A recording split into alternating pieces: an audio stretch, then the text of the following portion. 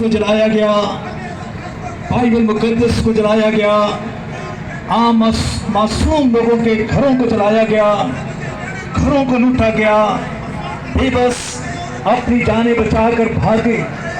बच्चे और औरतों ने रात इंतहाई दुख अजियत में खेतों में छुपकर रात गुजारी।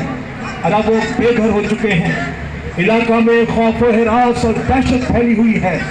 हम इंसाफ का मुतालबा करते हैं और अपील करते हैं चीफ जस्टिस ऑफ पाकिस्तान से, आर्मी चीफ से, सदर पाकिस्तान से, निगरान वज़ीर आज़म से, आला इकाम से कि खौफ और दहशत की इस फिजा को दूर किया जाए, लोगों को वापस घरों में लाया जाए, हर घर में होने वाले नुकसान का अरसाला किया जाए, चर्चिस की तामीरें नौ की जाए और उनको तहफ़्फ़ुज़ दिया जाए और इस बात को मुमकिन बनाया जाए कि आइंदा ऐसे अफसोसनाक और दहशतनाक वाक़यात ना होंगे।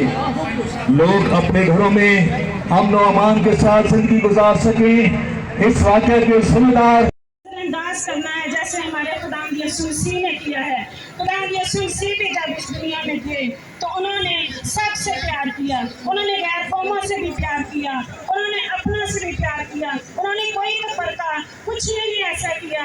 और हमें भी यही सिखाया है कि हम इंसानियत से प्यार करें, हम एक दूसरे से प्यार करें, वो चाहे कोई मुस्लिम है, चाहे कोई हिंदू है और चाहे कोई भी है।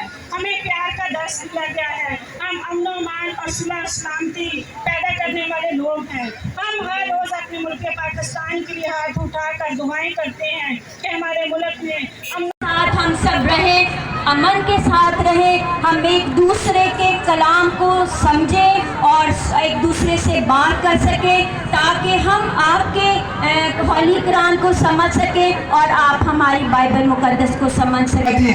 इसलिए आप सबसे रिक्वेस्ट की जाती है, जितने भी पाकिस्तान के जो है वो कानूनी लीडर हैं, जितने भी पाकिस्तान को जो है वो कानून को देख रहे हैं, आप सबसे दरख्वास्त की जाती है कि खुदारा मसीह कौम पर रहम किया जाए, वरना इस बात का जवाब आपको खुदा को जरूर देना पड़ेगा।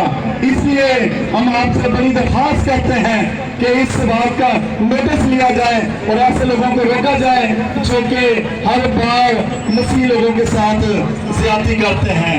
खुदावन सबको बरकत दे, आमीन।